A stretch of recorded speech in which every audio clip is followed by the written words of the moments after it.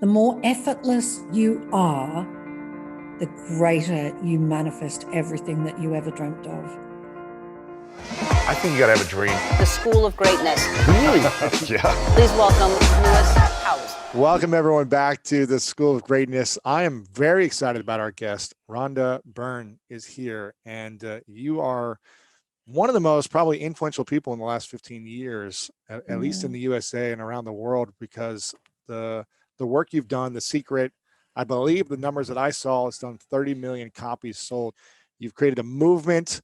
You've written many other books since then, and you've got a new book that we were just talking about that came through you within 5 weeks. Yeah. The Greatest Secret, which as I was reading this book, Rhonda, it's interesting. I grew up in a religion called Christian Science. I'm not sure. Oh, yes. Oh, yes. I know very well. You know this religion? Yes. Yes. And it was founded by a woman. I'm not sure if you're familiar with that. Yes. Who was the woman? Just Mary Baker Eddy. Yes, absolutely. I've read so many of her books. Her book is called Science and Health. Yes. And as I was reading this book, it felt like I was reading a lot of the teachings that she had back in the 1800s. Oh, wow. That's and so great. You reminded me in a sense of being able to find this information, share it from a religion that I grew up in. So you really have powerful wisdom in here that I grew up learning about the power of the mind, about the power of understanding that we are not our bodies, that we are, that we are infinite. All this is stuff that I was taught as a kid. And it's great, Lewis. Oh my gosh, to learn that as a child, that's absolutely incredible. I wish I learned other things as a kid that I didn't learn, but right. But I'm curious. I want to go into this book here in a second, but I have to be honest with you, Rhonda. As I was doing research about this interview, I could not find any interviews of you except from like 10 years ago with Oprah or something online. That's right. And I was like, am I just missing something? Am I typing your name in wrong? Is there just no content about Rhonda in the world? What is happening? Like, you became the biggest sensation in the last 15 years with the movement you created. And then I don't see any interviews. I'm like, does anyone know anything about this woman? Where is she? So number one, I'm just curious. How has your life been? Because I don't think anyone knows this. How has your life been post-Secret? Oh, amazing. Yeah, absolutely amazing. And I mean, it was deliberate. Like, I did Oprah because I knew that Oprah lived by these principles. So I knew that the show would be very constructive. And because I just shared something that I discovered and I absolutely knew was the truth. You know, I looked back on my life and I could just see my whole life just lined up in front of me. And I was just like, oh, this is the absolute truth. And I was so amazed that I was still on earth because, you know, some of the negativity that I'd got into in my life, and that the universe definitely loves us because the fact that I was still standing. So, yeah, I just, I really wanted the secret message to be the hero. And we can have a tendency to idolize, you know, people. And I did not want that to happen. I wanted people to know a little bit about me and how I discovered it and the year that I'd had. But I didn't want any of that to detract from the message. And so I wanted the message to be king. So I did a few things that were very specific. And I had everyone in the world like wanting me to do things. But I just didn't want to get into sort of arguments with anybody because anybody that doesn't want this, that is so fine by me. You know, I'm not out to convince anybody of anything. I'm just like, I discovered this and my life is unrecognizable. And it is so easy, and you can have everything you can have everything you want, you can have everything, you deserve everything. And then if there are people that don't want that, that's totally fine. And so that's why I was very kind of selective. And I had worked in media as well, and I knew that sometimes media can really build you up and then take you down. Yeah, of course. So I didn't want to be turned into some kind of guru because I wasn't that. I'm not that. I'm just like everybody else there. I'm just normal every day something, sort of looking like a person, but Sure. yeah. So it was kind of very particular Mm, on my part. However, within those years, I spent a lot of time answering emails from people who wrote in and asking for advice on various things. So also writing other books as well and working on a lot of projects. So I just dedicated my life to adding more material to make things easier for people, make life better for people, rather than so much doing media. But then with this book, I don't know, there's just something inside of me said, now you have to do this. It's very wow. important you do this. So here I Wow. am. Well, I'm so grateful that you decided to come on the School of Greatness. I think it's a great marriage. I'm curious, for those who, my audience is pretty in tune on the law of attraction and on mindset and understanding thoughts and feelings. This is something we talk about all the time. And people are truly seeking information to improve their life every day when they listen here. I'm curious, for those that maybe came here for the first time, can you share what is the law of attraction? And is it possible that anyone can truly achieve what they want if they use it effectively? And also, part two of this question, what's the quickest way to hold you back from the law of attraction? So one of the ways that I talk about the law of attraction or the secret is sort of in a different way from the way I used to speak about it, because I'm always looking how can I make it even simpler. And I mean, basically that work talks about the power of the mind and the power of thought to create our physical world and material world. And then the greatest secret takes that to a whole new level, actually.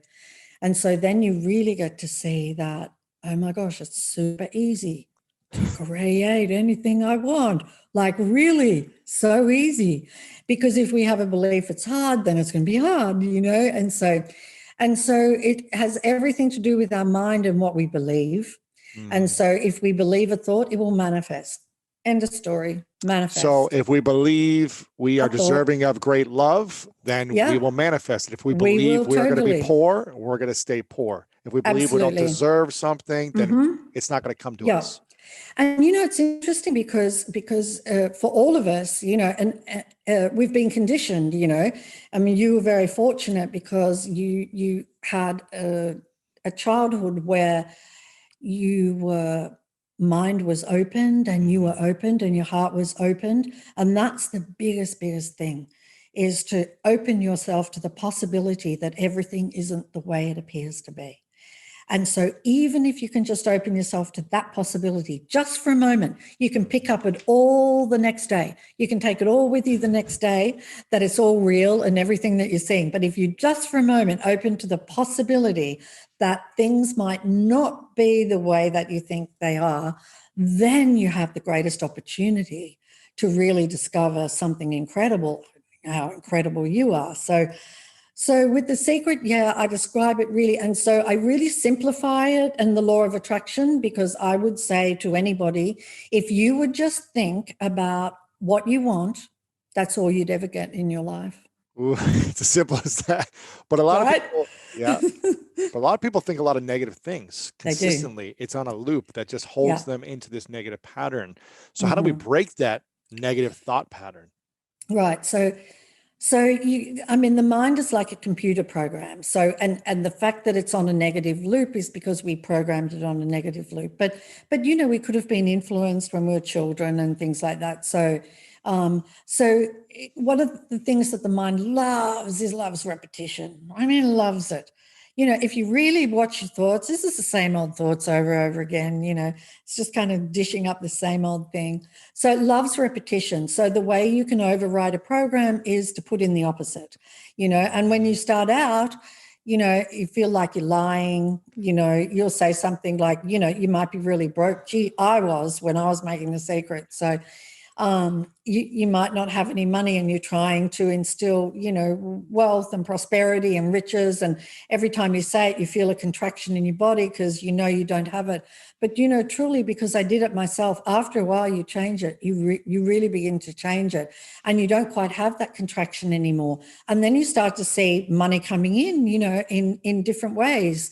Or you can be given things that you were going to buy and now you don't have to buy it. Or so you start to see signs of land, is one of the great new thought writers would say, talk about a sign of land. So you start to see sign of land.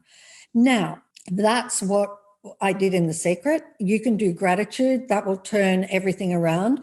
That will make you feel good. That will get you off the negative rant. But those negative thoughts are coming from beliefs held in the subconscious mind, right? That's where do the beliefs stem from for most of us? They stem mostly from our childhood conditioning. Yeah. Our parents said something to us. We just swallowed it, hook, line, and sinker. We're like, right, that's a belief. And so we take it in and then we have all these beliefs that and you can hear, if you're talking to somebody, like if somebody says, oh, I believe da da da da da, or because we say that all the time, or somebody says, I think da da da da, behind those two statements are going to be a belief. And so the really interesting thing, they're hard to spot because you believe they're true.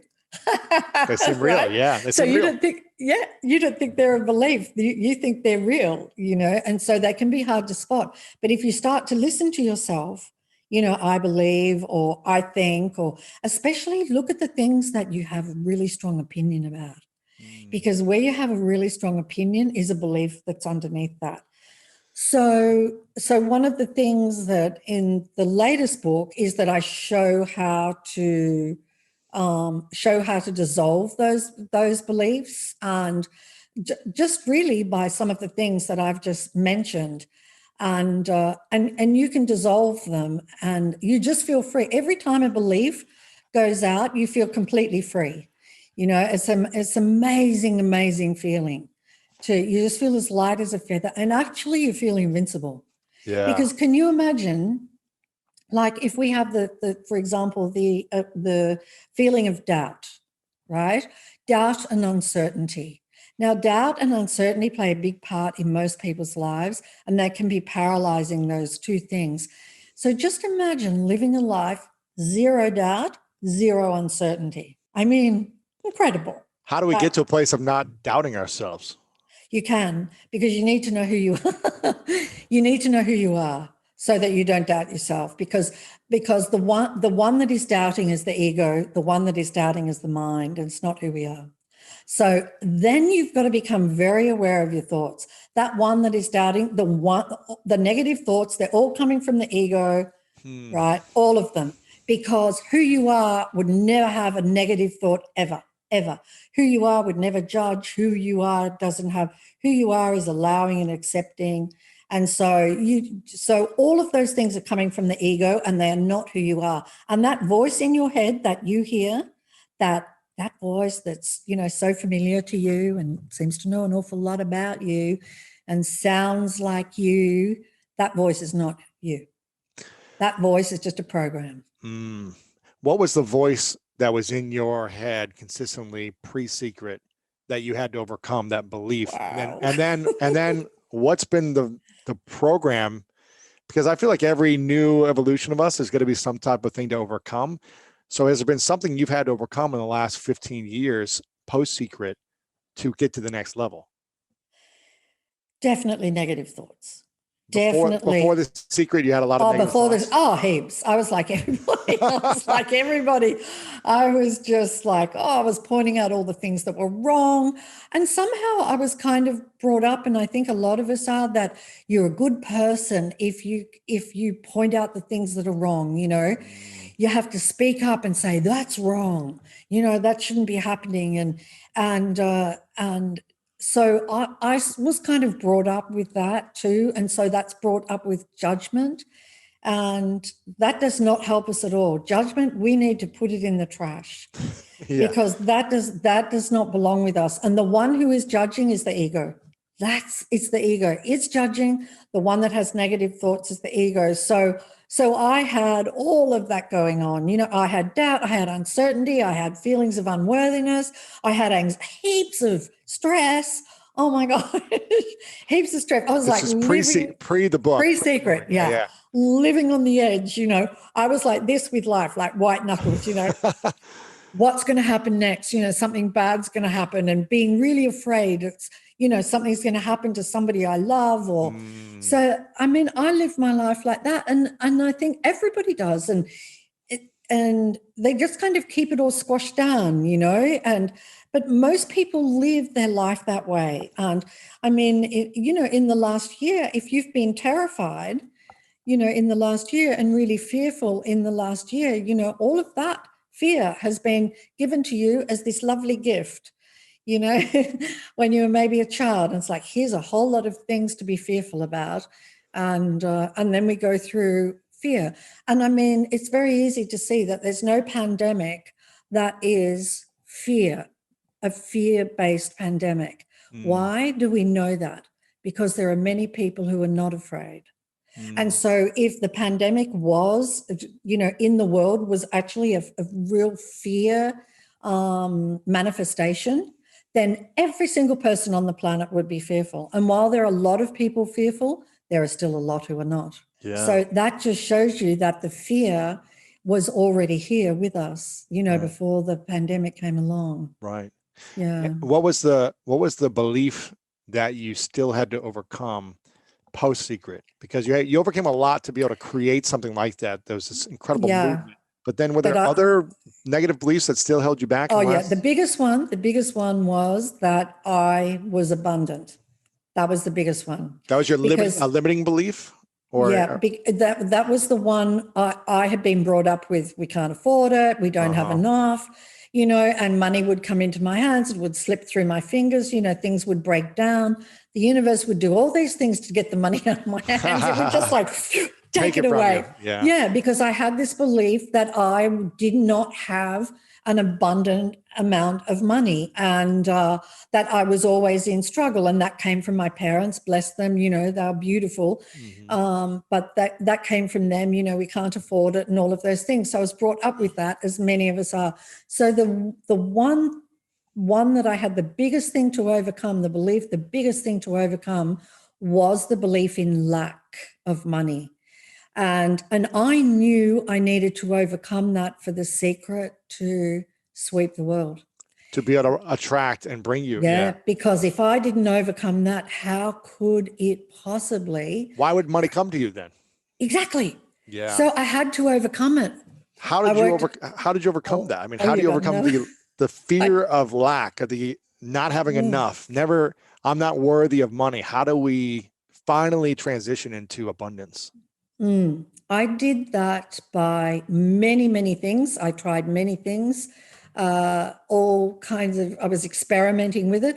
So, I mean, I would just walk down the street and say, there's prosperity. I'm breathing in prosperity. I'd do all these affirmations, I'm breathing in prosperity with every breath I take. My substance is prosperity. I am abundant. I am worthy, And so I would say all these affirmations. I would have them all pinned up around the apartment that I was staying in, and so that I would see them and read them every day. So that was just one thing I did.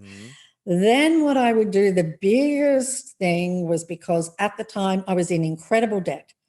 I was making The Secret and I just didn't have the money to make it. Wow. And I started out $2 million in debt, mind you, because of a whole lot of shows that went really wrong. And so, because you were producing TV shows at the time. Yeah, right? I was. And so, I mean, $2 million in debt makes it sound like I had a lot of money. I never had anything like that money. But these particular movies that we're making, they ran over budget. And so I started with $2 million in debt. Wow. I remember I discovered The Secret and I went to my accountant and I said, you have to do whatever it takes to keep my company afloat. I'm going to make something that's going to change the world. I'm going to make it. You keep my company going. And so, and wow. He just said, okay. And so I took out, oh my gosh, I maxed every credit card I had to the limit. I mortgaged my home to the absolute limit. I took overdrafts out on my company so I could make the documentary. Wow. And so I had crushing debt coming in on me, and I needed more money to keep making it. So it was a journey of absolute luck, you know, and the luck was just an expression of what I'd been brought up with. So I had to turn that around. So one of the things I did, like when I would go and then you would get your bills or accounts in the mail, you know, it wasn't all online. And so I'd go to the mailbox and you know, and straight away my stomach would like, and if anybody's been in that situation where you just don't have enough money and you've got all these bills, it's a horrible feeling, you know, and my whole body would contract, and I would know that is attracting a lack of money and that's not attracting abundance. So I used to do this thing whereby I would do gratitude and I would listen to music, and I would do as many things as I could until I felt really, really good.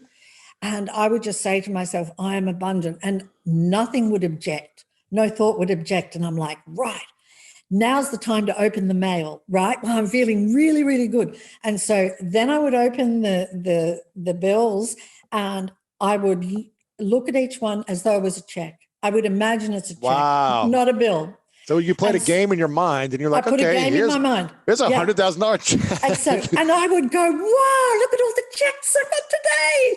And so I would do that, you know, and then I'd open them up and I'd be like, wow, $160 check, and, you know, a $2,300 check.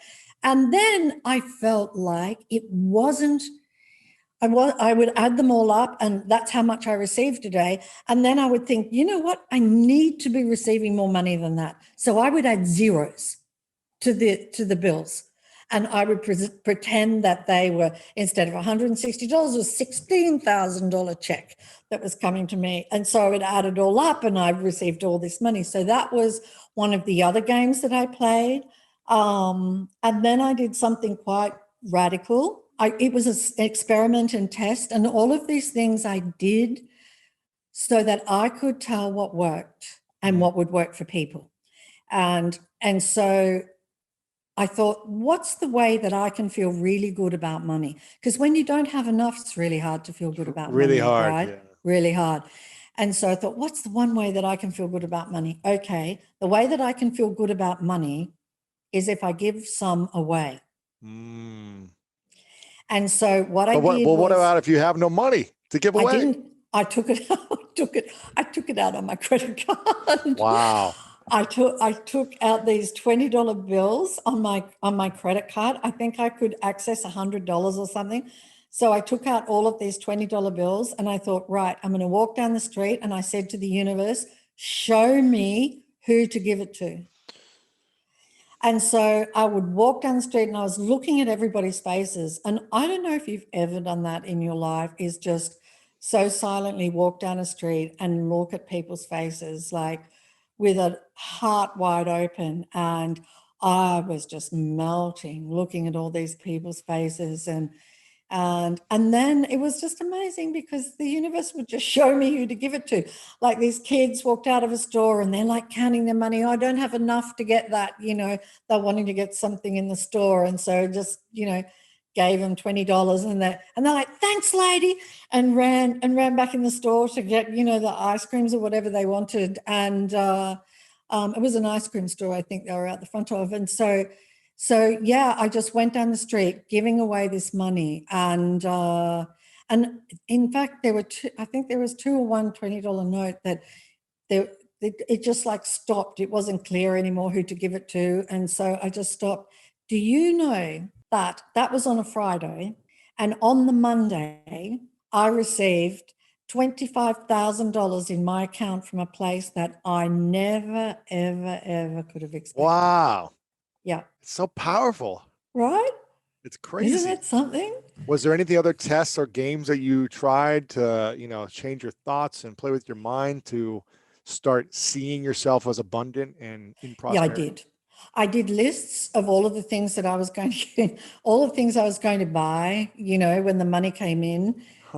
So I did all of these lists and I imagined that I had those things already. And I remember it was like, I want a house on the ocean. I really went all out, that was just some list.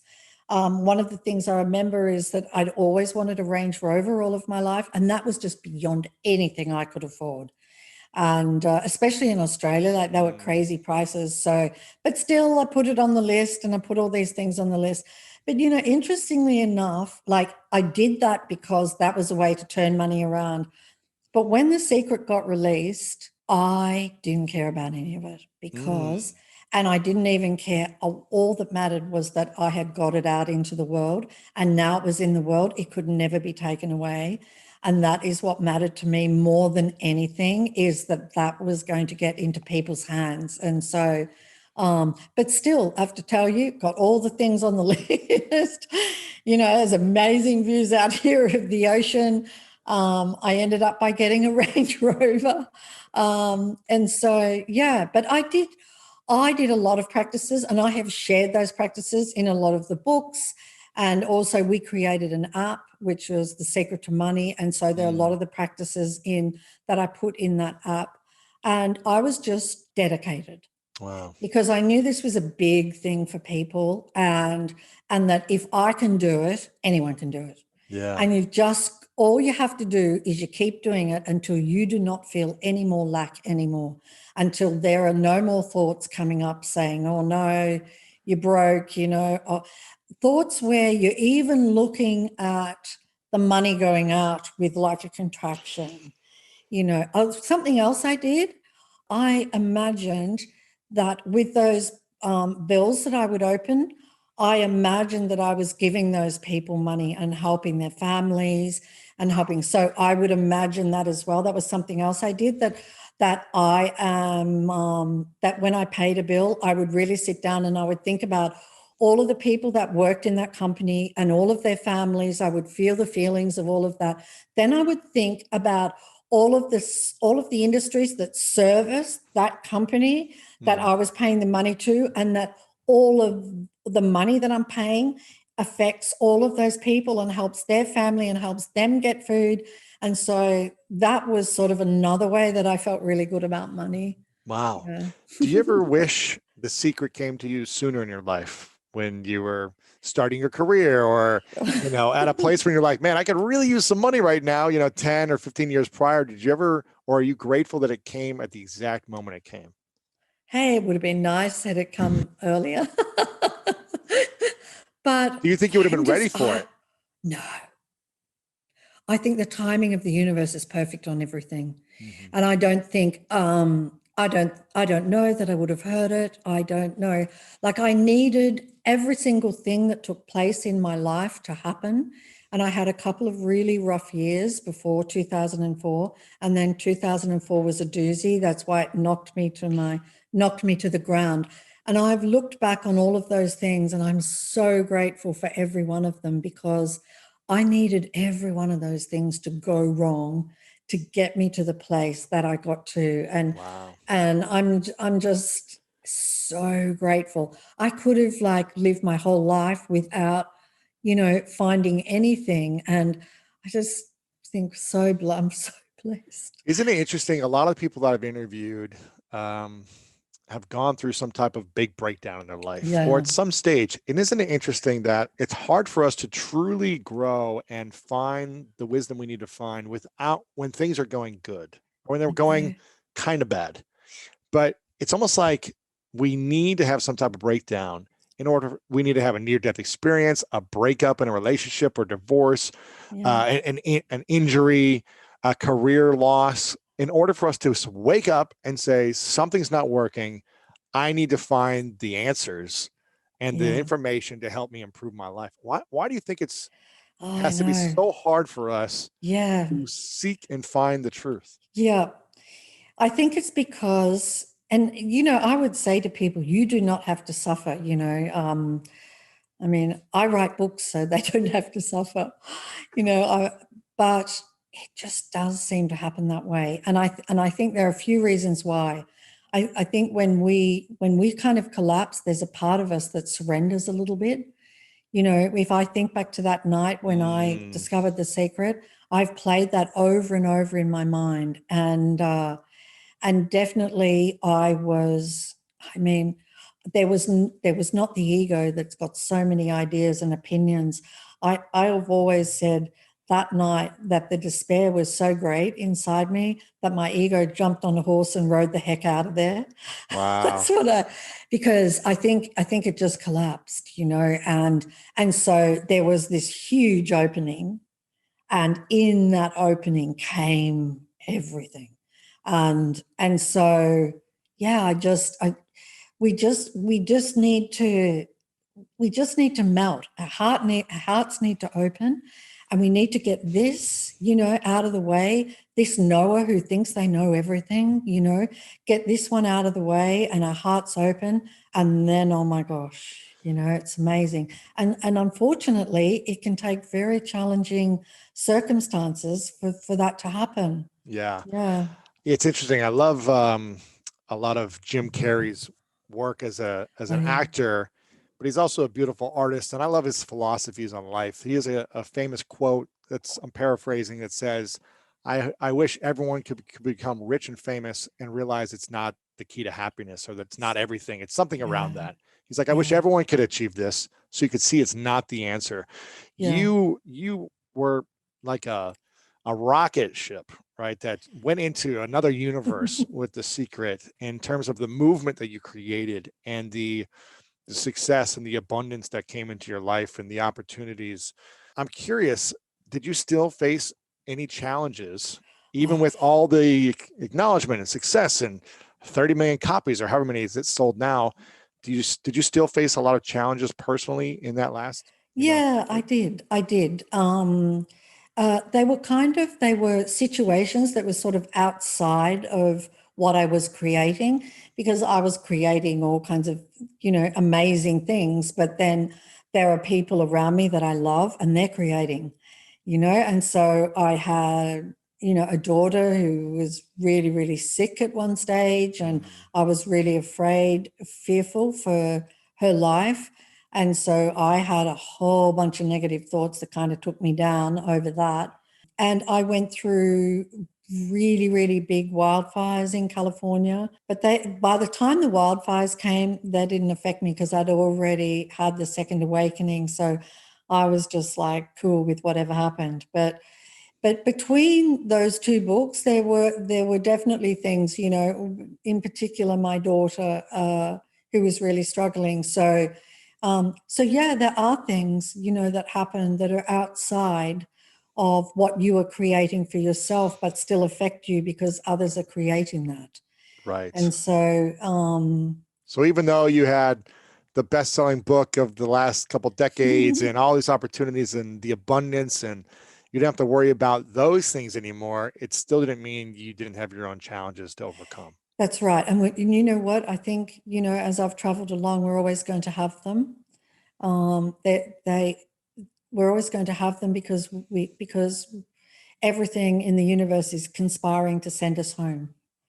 And the way to get us home is to have challenges, so that we question things and so that we open up.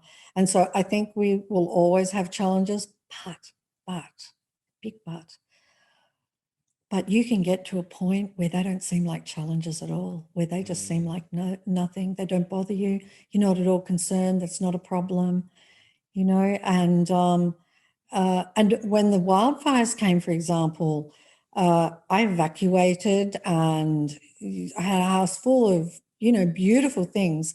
I didn't take anything with me, because if I took a whole lot of stuff with me, that would be saying to the universe, I think it's going to burn down, right? So I wasn't going to take anything with me, and I didn't want to anyway.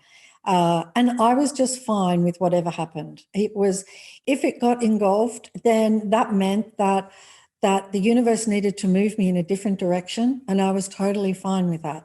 And I would know that it's for the better and for more amazing things.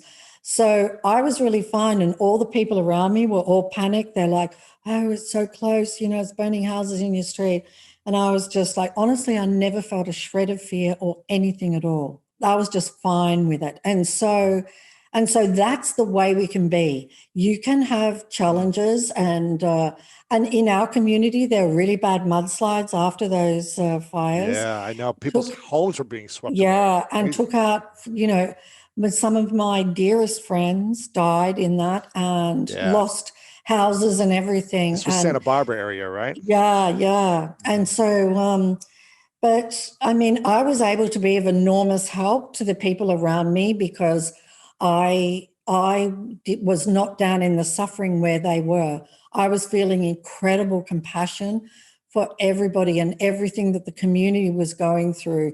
But I knew this community would rise up and be fine again, as they have done. But I just made sure that I made myself available to people to help them in their grief and things like that. And so, but, even that, I was evacuated again for like another 3 weeks or a month. I didn't know if my house was still standing or not. Right. But, it was just fine. And I know people would be like, but how, how can you be like that? And there've been other things, really tough things, like my daughter lost a baby, and so all sort of things outside of my creation kind of thing, but it just didn't go into the suffering of those That's things, good. How have you learned to eliminate suffering in your personal life through the good and the bad that comes in? Have you feel like you've mastered that where you don't suffer anymore? I don't feel like I suffer very much, no. And I can't say that I would never again, but I can't imagine what there would be that I would. And really, the way that I did that was really on the journey, which is all in the book, and it is a journey. Mm-hmm. But one of the things, and it's in The Secret, what you resist persists, Mm-hmm. right? And so I came to understand that if we resisted negative feelings, then we just push them down inside of us and suppress them. And then they would just be sparking off at every little thing, If you've got anger suppressed inside of you, you can bet there's going to be a whole lot of things in the world that are going to trigger that anger that is pushed down inside of you. And so I actually intuitively worked out that if I welcomed a negative feeling, like imagined like putting my arms around it and bringing it in close to me, what was so amazing, it would intensify for like 1 second to 2 seconds, and then it would just evaporate. Wow. Something that we try and push them away, we don't want to feel them, but we're not pushing them away. We're pushing them down here, which then plays havoc on our body, So one by one, as a negative feeling would arise, I would welcome it. Wow. It would dissolve. And then if it came back, it would just never be as strong like it was. It was like really weak. And so then I'd welcome it again until I don't feel it anymore. I don't think it's possible for me to get angry anymore. Wow. So say someone you love, or a friend of yours or someone you love in a relationship is getting angry at you. And they get angry at you for little things, whether it's your fault or not your fault. How would you take on that situation? Yeah, that wouldn't bother me. So if someone says like, Rhonda, I don't like that you did this, or you're bad in this area, what would you get defensive, or would you just say? No, because I would just look at them and see that is not them. That's the mind and the ego talking, and that's not them. And that's so powerful. So just wouldn't take that personally, because it's not personal actually at all. Even if somebody is coming to you with a whole lot of stuff, it's just a recording, a computer it's just a program in the mind, and it seems like it's personal, but it's not personal. And so I just wouldn't engage and inflame that situation. And very often what I would do. What if someone's like, Rhonda, this book is horrible. That's all right. I don't like the way you look. They're just saying everything is whatever. They're saying all these things. They're trying to attack you. They're trying to put all these negative comments online. None of that would affect you. No. You would just smile and say, let me hug this emotion. Yeah, because Because everybody's got different opinions, and everybody's in a different place. And I just feel incredible compassion if I see somebody upset, because I know that they have that emotion suppressed inside of them. I know they can't help it. It's like a pressure cooker, and it's got to come out. That's why it's not personal, because if the family member that's going at you and they're angry because they've got a whole lot of anger suppressed inside of them. And so what happens is the subconscious mind is desperately looking for a trigger in the outside world to release some of the anger. And so it's just not personal. And so if somebody was like angry, I would just be like, you know what? Think you're right. Think you're right. Just be allowing of that. Now, I can't say that I don't know if every single situation in my life is going to be like that, but I have not felt anger for a long time. Wow. Now, what if someone's listening saying, well, I feel like someone's walking all over me every time. I feel like I'm a punching bag for their emotions. I feel like they just take everything out on me, whether it's they're married or a couple. What advice would you have for someone in reinterpreting that as opposed to taking it personally if they feel that way? Yeah. Well, of course, you Like, don't want to let people walk all over you too, but you don't want to stop them when you're all full of negative emotion, because then they're going to feel the negative emotion, and then there's going to be fireworks, right? And so you can draw the line with somebody, but if you're drawing the line and you're neutral and you're not filled with emotion, it's so amazing to see that person will just comply. shift. Yeah. Yeah. They'll just be like, oh, okay, sorry, didn't realize, because they don't feel any animosity or anything coming from you. So that would be the first thing. But if you cannot be in that kind of place where you're not feeling a whole lot of things, the work is an inside job. It is. If all of those thoughts are coming up from you that, they're beating up on me, they're this, you've got feelings of unworthiness inside of you. This is why it's manifesting. None of those things are true. People are way more magnificent than they realize that they are. They have all the power in the world, and so, so I just think that you just have to, I don't know, Were you an angry person ever? Or did you have angry emotions at any point in your life? I did. Do you remember the moment when you said, this no longer works for me. It doesn't serve me anymore. I'm going to stop being angry. Was there a moment that this happened? Yeah, I think there was. I just didn't want to suffer anymore.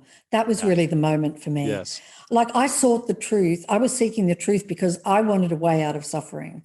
And I've got an incredible life. But when I talk about suffering, what I mean is suffering from the mind. Not suffering from what's happening in the world, suffering from the mind, suffering from this, the constant, mind, getting stuck into us saying, you shouldn't have done that. That was dumb, or I don't know how you're going to go doing that podcast.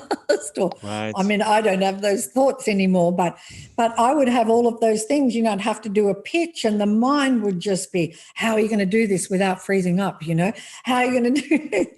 And so it would just beat me up. And then you have all those thoughts, and then you feel really bad. And I just did not want to suffer from the mind anymore. And I was very clear, it's not the world, it's the mind. What I love this. You're speaking my language here, Rhonda. I love it. What would you say for someone who has a pretty good life, but they doubt themselves a lot still? Like, they want to put this thing out in their world, their book, their artwork. They want to say how they truly feel, or the person of their dreams, whatever it is, but they doubt themselves. They have a lot of self-doubt. So there are two things that really, really work both brilliantly. One is gratitude. You can do so much gratitude, and then that will just wipe out those feelings. And the other thing is, somebody who's feeling all of those things has a base of unworthiness. And so what will take that out is love. And so if you go about just looking through the day and looking for all of the things you love, I love that about that person. I love this time of the year when this is happening. And, I love this time of the year. I love holidays. Even though the pandemic's happening, I still love this time of the year. And I love, I love whatever it is. I love this car that I drive. I feel so blessed that I have this car. Or I love the fact that I'm going to be getting a new car one day, and so I love my bed, and I love my bed. and just look at all of the things that you love and really rampage it every day, because as you send out all of that love, it gets multiplied and will come back into you, and gone are the feelings of unworthiness. I love Gone. that. I love that. Yeah. I interviewed Liz Gilbert, who's Oh, yeah. someone I love her energy and I love her work, and she's just a sweet woman, making an impact in the world. Obviously, she wrote the book Eat, Pray, Love, which I think did 12 or 15 million copies. Was a similar type of experience for her, where she wrote this book and it took off into a major movie, and all these copies sold over the world, and her life changed forever. And when I interviewed her, one of the things she said is, I may never be able to recreate this type of magic. Like, I may never have read a book that sells 10 million copies again in a year. Hopefully, and I'm going to keep creating the work. Yeah. Was this something that ever you faced with as a artist, as a creator who put something out in the world that had such momentum and continues today to sell to younger generations now and take on a new life of its own? It seems like it's did you ever feel like, man, will I ever be able to recreate this? Or should I even put this new book out there because maybe it won't do as well as this previous book? Have you ever thought that or had those feelings? I have had those thoughts way early on, not so much now, because I'm just fine with, with the journey, whichever way it goes.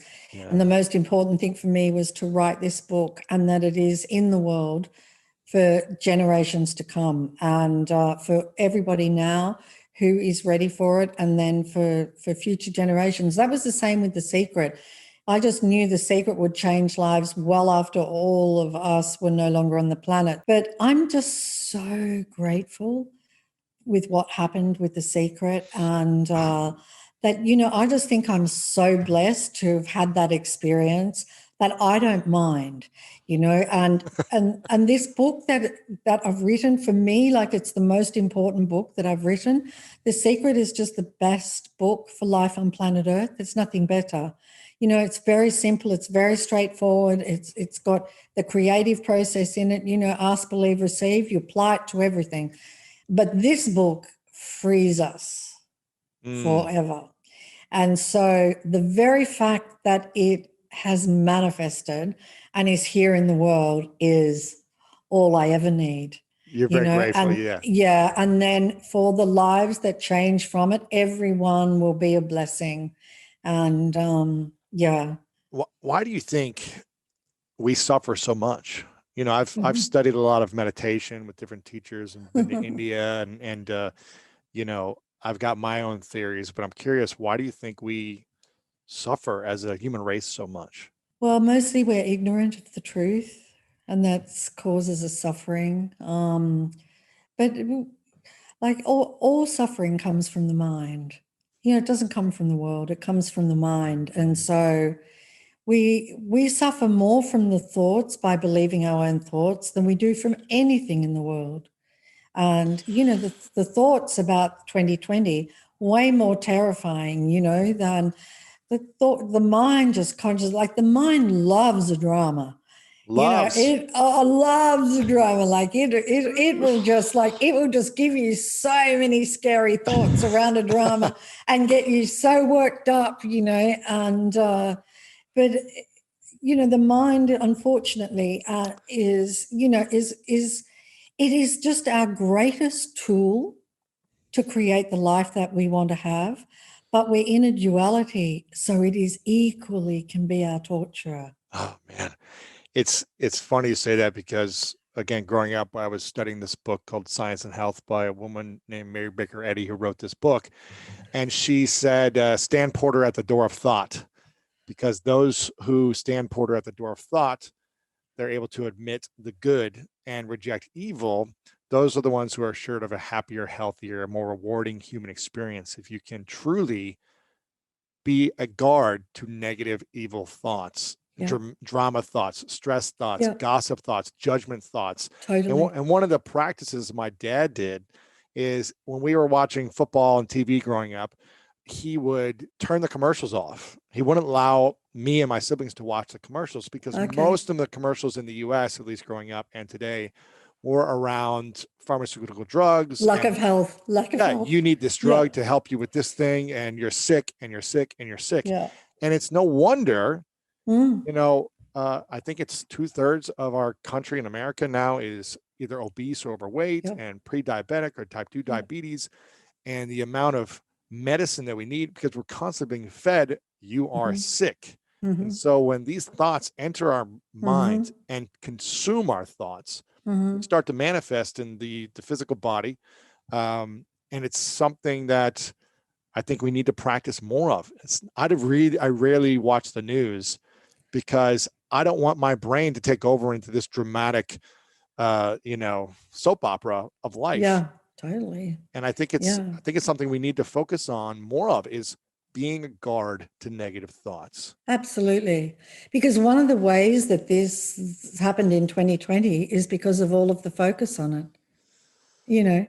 You focus on something, it gets bigger. It's as simple as that. You put your mind on it and it is just going to get bigger and bigger and bigger. And we've got the whole world focused on this one thing. And what happens? Here we go again, And so if everybody just took their mind off it, it would disappear off the planet. It'd be gone. So if you took your mind off of it, if you didn't consume it, talk about it, think about it, obsess over it. Yep. Every time we talk about it, every time we obsess about it, we're energizing it, we're making it bigger. It's just the way it works. There's a lot of other problems in the world right now, and there have been, there's a lot of challenges that we're not obsessing over, and therefore we're not manifesting it more because we're not obsessing over it. It's still there. Coronavirus or whatever would still be there, but it wouldn't be so magnified in our thoughts, consuming us. Yeah, you talk about everlasting happiness in the book. How do we, it seems like you found a pretty blissful place, but that might be, a lot of people watching or listening might say, well, it must be easy for Rhonda. She's, a mega millionaire. She doesn't have to worry about money. She's got all this, everything going for her. But as the world has shown, there's been many suicides this year from a lot of wealthy people who were unhappy when they seemingly had it all. How do we start to find the journey of everlasting happiness? Because I'm a bit like Jim Carrey in that, it's one of the really great benefits is when you do acquire all those things that, I was born into a really, really humble family. Like, they did not have much money, and many people would have considered us poor. And, and then suddenly you get all of these things, and it's all wonderful, that's great. It's horrible being worried about money. It really is. Yeah. But that happiness that we think that those material things will bring, it's fleeting, and so I agree with Jim Carrey in that those things are never going to bring you everlasting happiness. And what will bring you everlasting happiness is to know the truth about everything and to know the truth about who you are. And that will bring you everlasting happiness, because that will take away all of the things that everybody is worried about, like death. All of those things will be resolved. And then everything falls into place, You're just like, wow. And the world and the manifestation of the world becomes even more incredible than it was. And when you're not fearful, you love so deeply.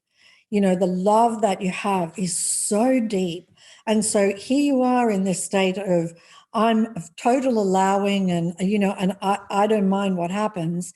And you just got this undercurrent of happiness. Well, just imagine what law of attraction does with that. No resistance, just allowing, it's so amazing. You don't even have to think of something, and it just comes into your life. Like, it's so fast. And one thing that I will say for sure is, I think, like I've always felt, life works in the opposite way to the way we were brought up potentially not you, Lewis, because you were so fortunate. But for most of us, it works in the opposite way to what we thought. And one of the things is we've all been driven to achieve and, struggle to get somewhere. And you've got to work really hard, to get money. There's a belief, no, you don't, that's not the case all of the time at all.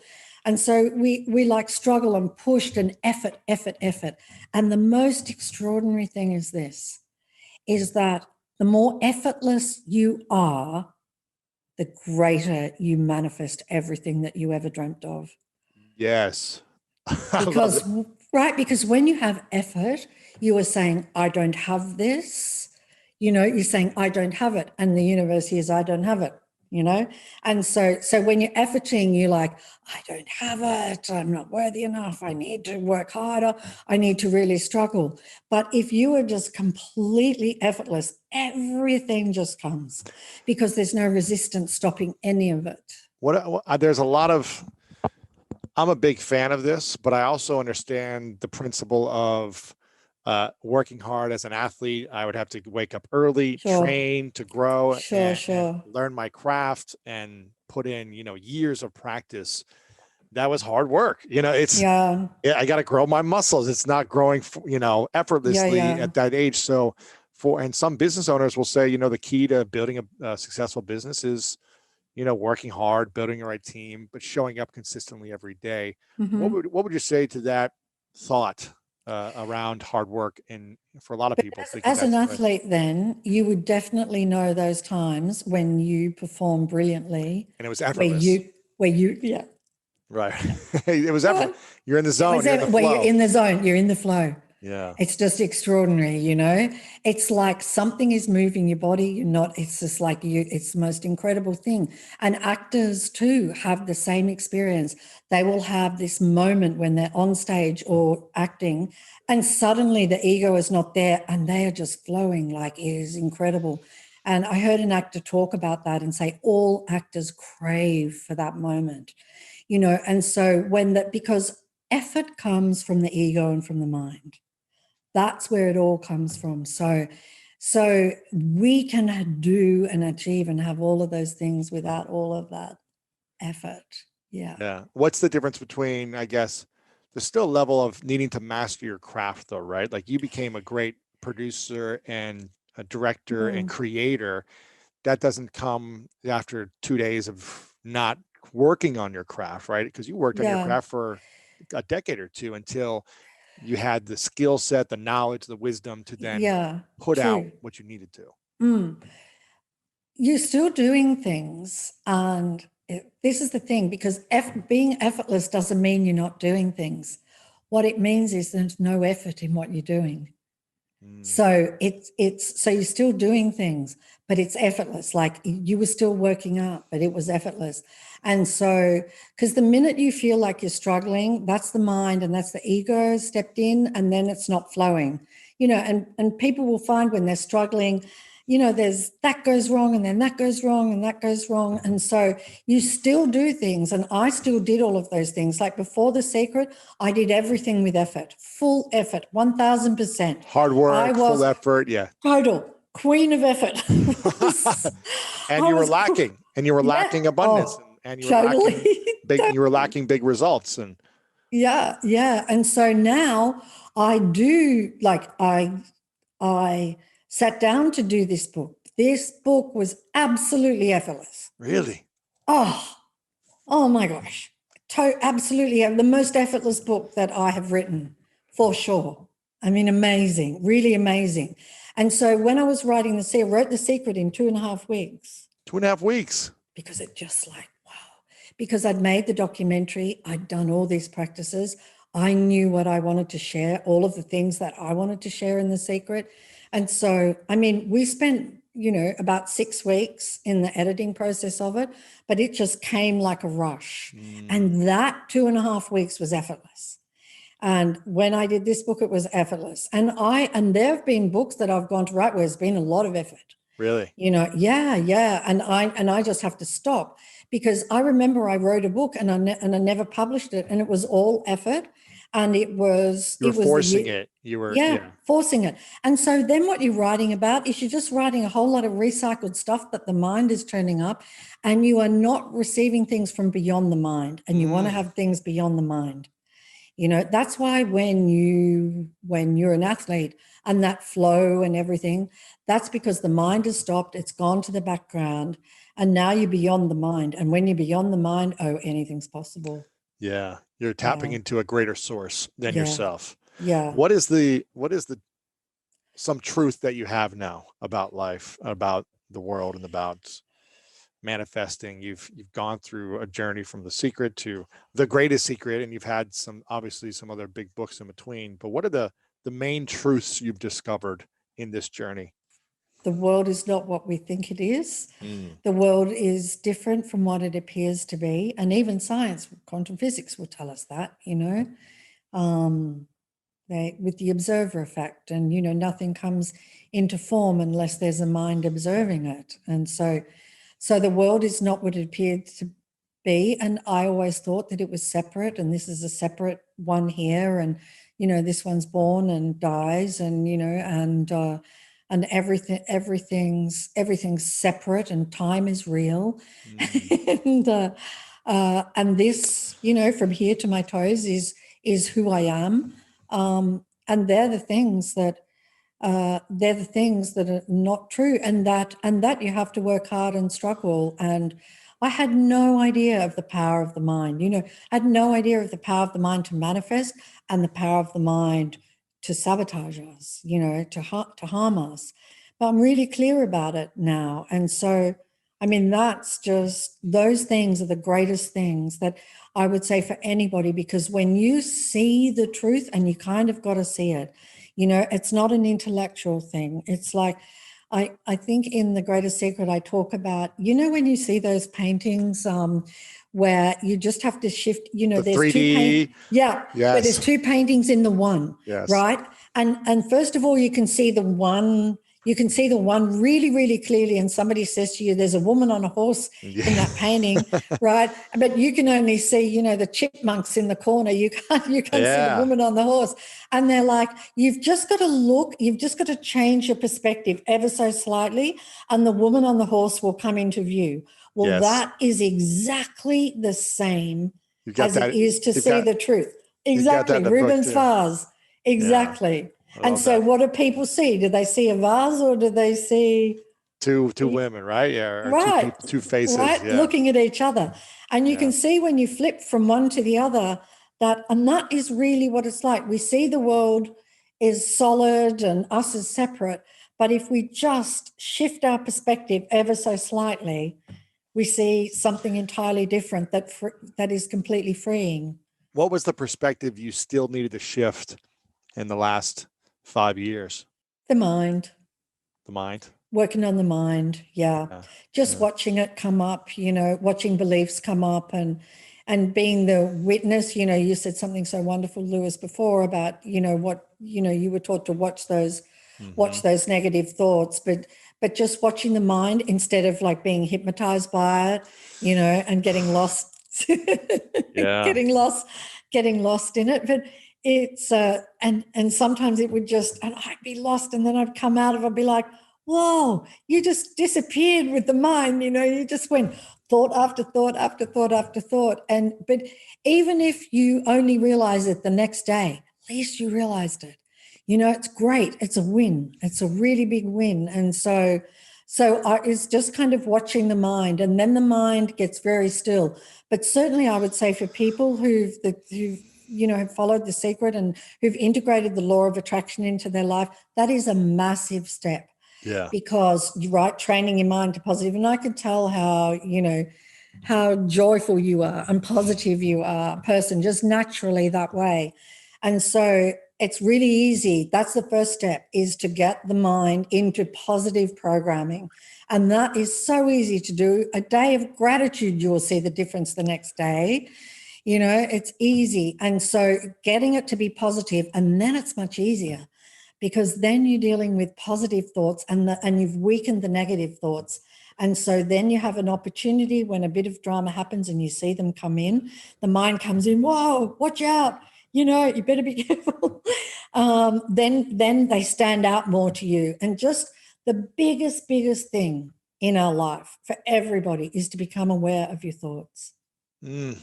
So true. What's the Right? thought you have the most right now that you're aware of in your day-to-day life? Who I am, to remember who I am. Who are is you? the thought.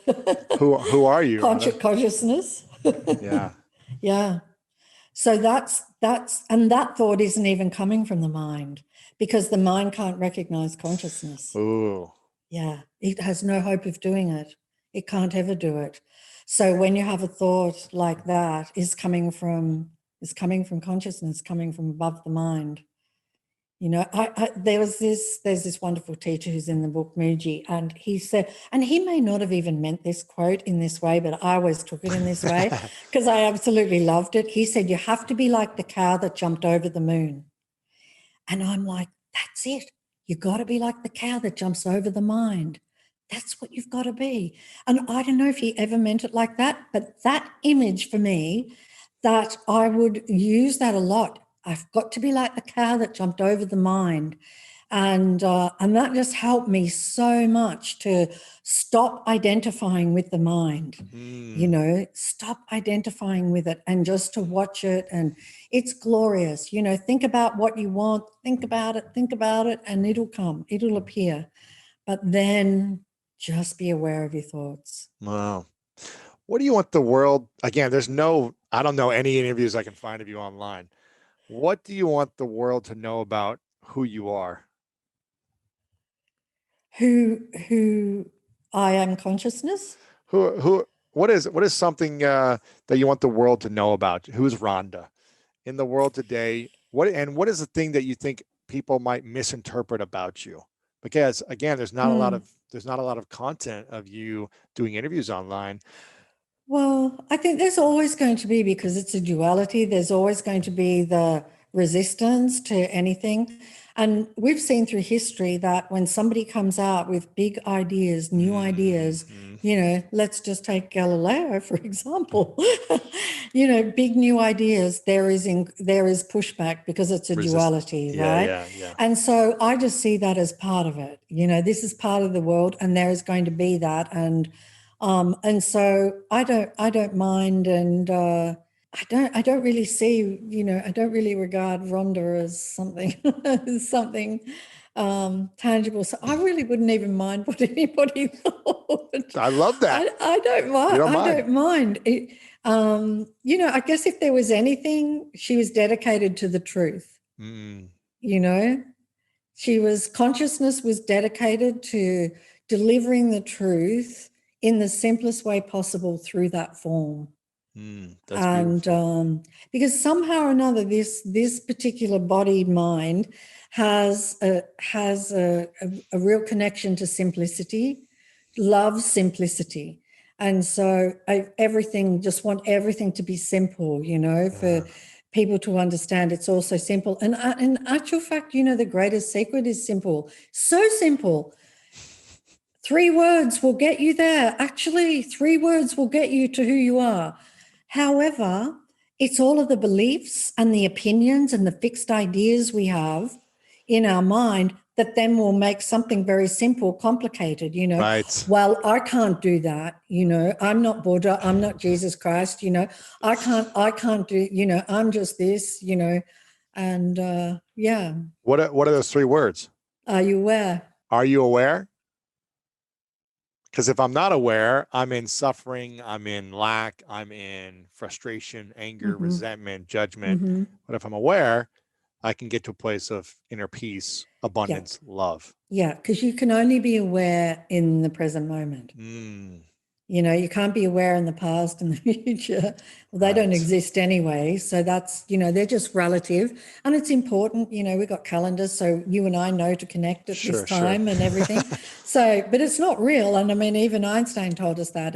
But that's a hard nut to crack, time, because, it's a hard one because the mind is born in time. The mind creates time.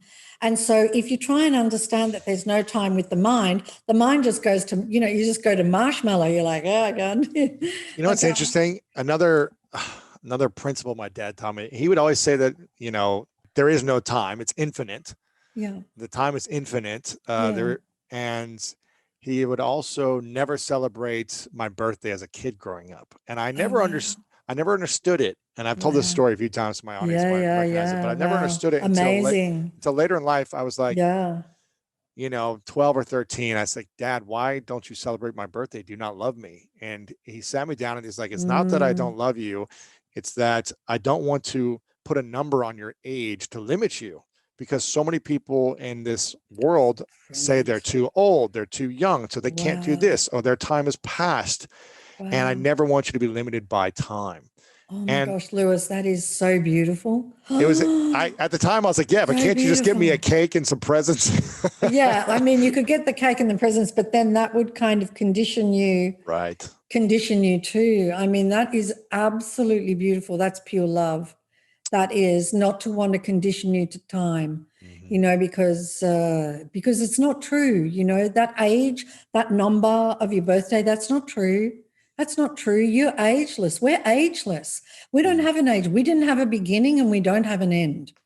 You know, and so I just think that was beautiful because you know, so impressionable as children, and it just all goes into the subconscious mind, and then you've just got to get it out, you know. Yes. Like we go through life and all of this stuff goes in, and then the way to freedom is not acquiring anything, it's taking it out. It's taking it out. Simplifying our lives. Simplifying, yeah. It's like people want to get big houses and then stuff it with things, and then they realize, Yeah. I've got to manage all this stuff now. Yeah. Oh, And I just did want that. and I want a simple life. You know, Yeah. I'm all for having nice things and quality and, you know, great experiences and everything. But I find myself every few months being like, gosh, I just want to get rid of things in my closet and like clean Yeah. the space Oh, so it's I can have a beautiful. decluttered space for a decluttered mind.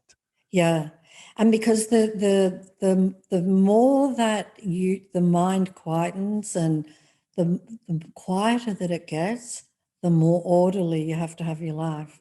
You know, the more order you want in your life. I've really noticed that about myself. Like it's just the order. I want everything in order, you know, and no kind of chaos or anything. And Yes. chaos, of course, is the mind, you know. And so expressing itself, the chaos inside. Yeah. What do you feel like is missing in your life right now at this stage of your life? Wow. Interesting question. Total full self-realization. Mm. Full. I'm certainly, you know, along the way a little bit. And the book is full of teachers that have been self-realized, enlightened, Yes. whatever word you want to use, for decades. Mm-hmm. And I can tell by the way that the mind is not, the mind is quiet, and I can tell the way things don't bother me anymore. Like people, you know, people that used to bother you and situations that used to bother you, when they come up, I'm like, how was it that they ever bothered me? I don't even get, why did they ever bother me? I don't see anything wrong with them. And so I can tell just that, and the happiness that is with me each day. But just more of that, more of it. Yeah. Yeah. That's beautiful. Just more of it. I've got a few more minutes with you, a couple of final questions for you to respect our time together. This is a question I ask everyone at the end of our interviews. It's called the 3 truths. It's a hypothetical question. Okay. So I would like you to imagine that you get to live as long as you want to live in this earth, in this body and in this physical mind, right? And Right. and you've achieved everything you want to create in the world from this point on till as old as you want to live physically. You've created it all. You've seen everything come true. You're self-realized, self-actualized. You've got more books and work. It's all happened. But for whatever reason, it's the last day. And for whatever reason, in this hypothetical scenario, you've got to take all of your body of work with you. So no one has access to the secret. No one has access to the greatest secret. No one has access to, just imagine, it's a hypothetical. Yeah. And you've got to take it all with you to the next place, wherever that is. But you get to leave behind 3 things that you know to be true from your entire life and your existence. And these are only 3 lessons that you could share with the world. And that's all they would have to remember you by, are these three things, what would you say are your three truths? Focus on what you want, not on what you don't want. Who you really are is deathless, infinite being, pure love, beauty. Those things are fine, I think. I was going to think of a whole lot of other beautiful things that we are, but that's number two. and there is no death. You know, a mentor of mine said to me many years ago, he said, the greatest moment of life is the moment of death. Wow. I know. It's crazy. And I said, why is that? And he said, because all the negativity falls away. It's all gone. All the suffering, the negative thoughts. All gone. And he said, it's the greatest moment. And he said, if everybody knew that, they wouldn't stay. Wow. That's crazy. Who would you say has been the most influential person in your life from birth to now? And what was the greatest lesson they've taught you? Gosh, I've had so many angels at my table, I call them, that have been incredible in my life all along the way, pre-secret, post-secret, but hands down is my teacher, hands down, because when I first met her, she walked into a room and I understood that, being told she was a student of two of my favorite teachers, Lester Levinson and Robert Adams. And I walked up to her to say, I can't believe that you're a student of these two incredible beings. And, you know, I walked up to her and went to speak to her. And in that moment, I was home. Anything negative, any negative memory, everything was gone. Wow. And I was in so much bliss and happiness and just tears pouring down my face. And I was like, I thought she would think I was crazy. And she said to me, she just said, come with me. And she took me into this lovely sort of sitting area away from everybody, where everybody was, because I was at a retreat, not her retreat, but I was at a retreat. And I sat down with her and yeah, that was just the most incredible. So it's definitely my teacher, and my teacher showing me constantly who I really am, and constantly showing me the tricks of the mind that she calls the troublemaker. Yeah. What's her name? Definitely her.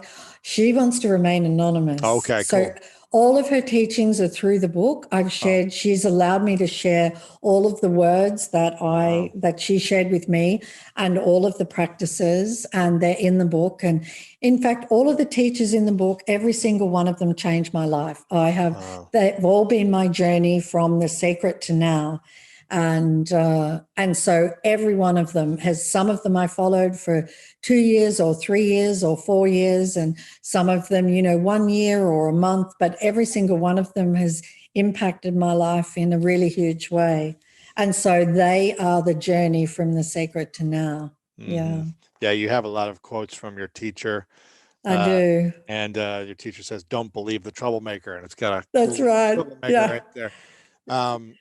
This has been a pleasure. I've got one final question for you, Rhonda, but I want to make sure before I ask it to let everyone know they can get this book, The Greatest Secret, right now. You can get it online, Amazon. You can go to your website, rhondabyrne.com. That's BYRNE. You can go to thesecret.tv, and I'm sure there'll be links everywhere where they could find this book. And also, get this for a friend or your whole family. This is going to be extremely powerful, especially going into 2021, for you to understand the wisdom in this book. So get a few copies for yourself. Make sure to share it online. And you're not very active yourself personally, I don't think, on social media, but you have Twitter, Instagram, and Facebook that is active with the secret types of Yes, and I do write a lot of things. Like during the pandemic, I was writing a lot of things to help people get through that. So I was really, and the team post those things, but I was really, really focused during that time. And a lot of the things they posted, things that I've written, like I'll write scrolls and then they'll use those pieces on social media. So Mm-hmm. the other thing is too, the audiobook is being released, and I'll get the guys to send you a code. I think it's nearly finished. It has all of the teachers' voices in Wow, it. that's And cool. I always read my books, and we produced it because I have a production company. So, and it's amazing. It's like a whole new level of audiobooks. So, Wow. so I'm if people excited for don't that. read, as I know a lot of people don't read, then the audiobook is absolutely amazing. Is this on audible.com or is this just on your website? Yeah, it is. Yeah, it's Okay. going to be everywhere. Yeah, That's but on amazing. Audible as well. Yeah. Mhm. I'm very excited for this. I want to, before I ask you the final question, I've got one final question, Rhonda. I want to acknowledge you for a moment, because you are an incredible gift, and you have this joyful energy, this childlike energy that continually is curious to find answers for your life. And then you're so giving in what you learn that you create it and you package it in a way that is beautiful, that is easy to consume in a complex idea type of world. So I want to acknowledge you for constantly showing up, even when you don't have to do anything. You created the secret. You made it in a lot of people's mind, but you keep showing up to add value to the world. And for me, I'm really grateful that you are here and constantly showing up. So I acknowledge you for that. Thank Rhonda. you so much, Lewis. It's the sweetest thing. Thank you. Of course. And I hope we can connect in the future sometime. I do we're both in too. California, so hopefully we'll get to say hi and give you a hug sometime when I can. My final question for you, and again, I want to make sure people get the book. They follow you on social media. We'll have all this linked up. But my final question is, what's your definition of greatness? Wow. Who we really are. That's my definition of great. Actually, that's the only greatness there is. Wow. So I would say any greatness that we see in the world is the greatness of the infinite being that we are. I would say that absolutely categorically. There can be no other greatness than the greatness of the infinite being manifesting through all people. Yeah. I actually think everybody is filled with greatness. They just need to realize that. Yeah. Rhonda Byrne, The Greatest Secret. Thank you so much for being here. Lewis. I appreciate you very much. I loved it. Thank you very much. If you want to learn more about how to master your mind, check out this next video right here. We're all faced with great opportunities brilliantly disguised as impossible situations, and we are at that point, at that nexus point in our evolution as a species. So then you don't try to fix that. That's never going to work. What you do